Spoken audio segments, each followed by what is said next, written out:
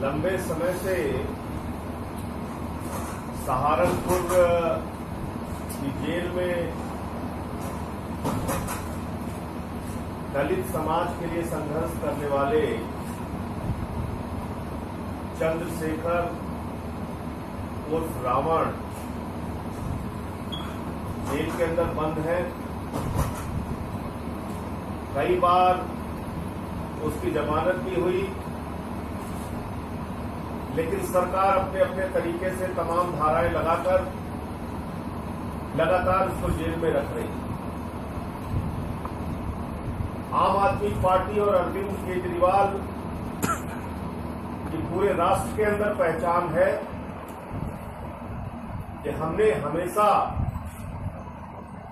हिंसा को, नफरत को, दुर्भावनाओं को कम करने का काम किया है और यह हमारा इतिहास है। अन्ना जी के आंदोलन से लेकर आज तक लाखों लाख की संख्या में लोग एकत्रित हुए हैं हमारे आंदोलनों में, लेकिन कभी भी हमने हिंसा का रास्ता नहीं अपनाया। कभी भी हमने समाज के वर्गों को, अलग अलग वर्गों को आपस में लड़ाने का काम नहीं किया। कभी भी हमने हिंदू मुसलमान या जातियों के बीच में नफरत फैलाने का काम नहीं किया। लेकिन मुझे बहुत अफसोस के साथ आपको बताना पड़ रहा है कि अरविंद केजरीवाल जी 13 अगस्त को सहारनपुर चंद्रशेखर से जेल में मिलने के लिए जाना चाहते थे।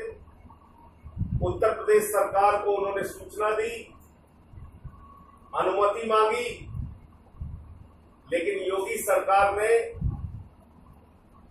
अरविंद केजरीवाल को, दिल्ली के निर्वाचित मुख्यमंत्री को मिलने से मना कर दिया और उसके पीछे तमाम दलीलें दी गई हैं।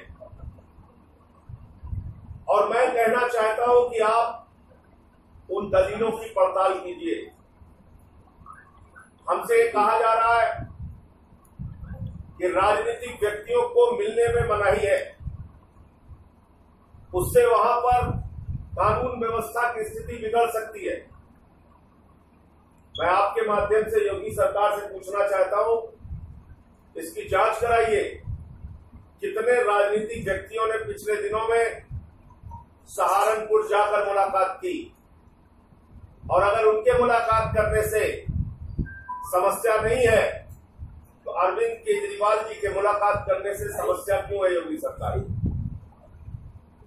तो मैं ये समझता हूं कि इससे कहीं ना कहीं जो एक जातियों के बीच में संघर्ष सहारनपुर में चल रहा है, उसकी खाई को योगी सरकार बढ़ाना चाहती, उस नफरत की दीवार को और बढ़ाना चाहती, उसको कम नहीं करना चाहती। इसलिए अरविंद केजरीवाल जी को मिलने से मना किया गया। यह अत्यंत दुर्भाग्यपूर्ण है और तानाशाही का योगी सरकार का एक रवैया है। दूसरा विषय, देवरिया कांड के बाद जिस प्रकार की खबरें पूरे प्रदेश से आ रही है, वो बहुत चौंकाने वाली है साथियों। उससे मन बड़ा भयभीत हो जाता है कि क्या कुछ चल रहा है उत्तर प्रदेश में और कैसे ऐसे सब कुछ चलता रहेगा। देवरिया कांड को किसी पुलिस वाले ने नहीं खोला, माफ कीजिएगा। देवरिया कांड को योगी सरकार के किसी अधिकारी ने नहीं खोला।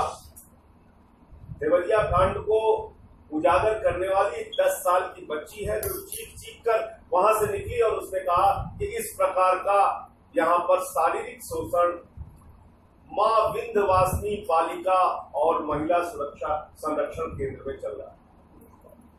मां विंध्यवासिनी के नाम पे महिला और बालिका सुरक्षा संरक्षण केंद्र वहां बनाया जाता है और उसके पीछे इस प्रकार का घिनौना कृत्य हो रहा है। और उस लड़की के बयान जो है और दूसरे जो बयान सामने आए हैं बच्चियों के, उसमें उनको गोरखपुर भेजा जाता था, उनको लखनऊ भेजा जाता था, उनसे एक प्रकार से उनका एक देह व्यापार का धंधा चलाया जाता था। तो इसमें कौन कौन से लोग इन्वॉल्व है?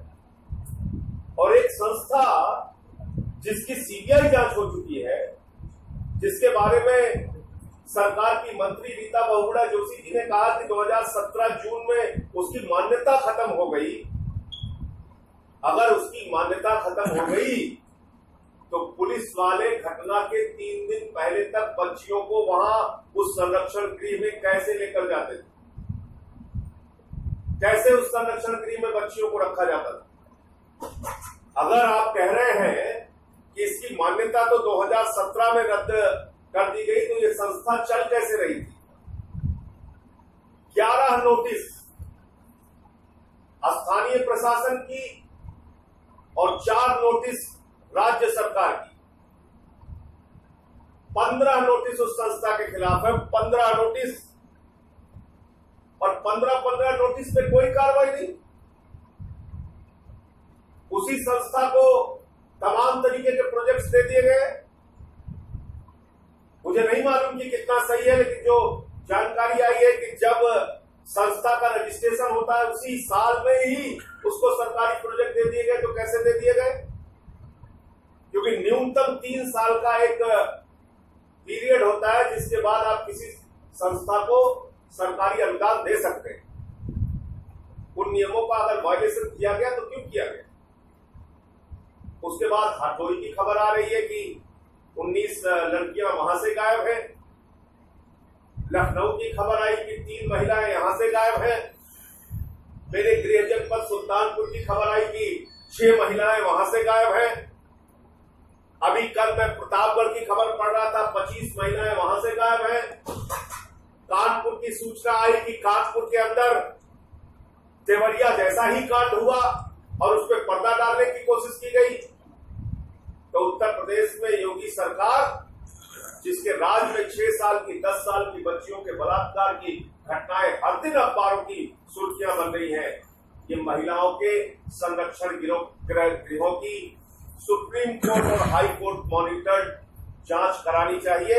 जैसे टाटा की एक संस्था ने मुजफ्फरपुर कांड का खुलासा किया और उसके बाद बिहार में कई घटनाएं सामने आई, ऐसी ही किसी निष्पक्ष संस्था से सारे संरक्षण गृह की उत्तर प्रदेश के अंदर जांच कराई जाए जो बालिकाओं और महिलाओं के नाम पर बनाए गए, और उनकी जांच कराकर जो भी सच सामने आता है और जो भी उसके लिए लोग दोषी हों उनको सख्त से सख्त सजा दी जाए।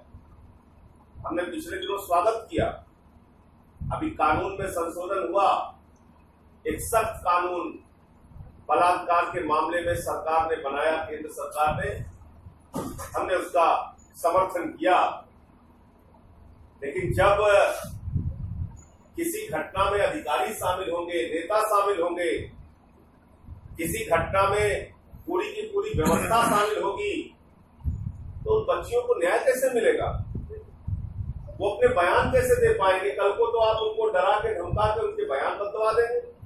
तो इसलिए योगी सरकार ने देवरिया कांड में सीबीआई इंक्वायरी की बात कही है, और मुझे जानकारी मिली है कि हाई कोर्ट मॉनिटर्ड उसको करा रहे हैं। सारे उत्तर प्रदेश के संरक्षण गृह की हाई कोर्ट मॉनिटर्ड इंक्वायरी होनी चाहिए, और जो भी उसका सच है वो सामने उजागर होना चाहिए। मैंने देवरिया के मुद्दे को लेकर राज्यसभा में भी मामला उठाया था, लोकसभा में भी दूसरे पार्टी के नेताओं ने मामला उठाया है।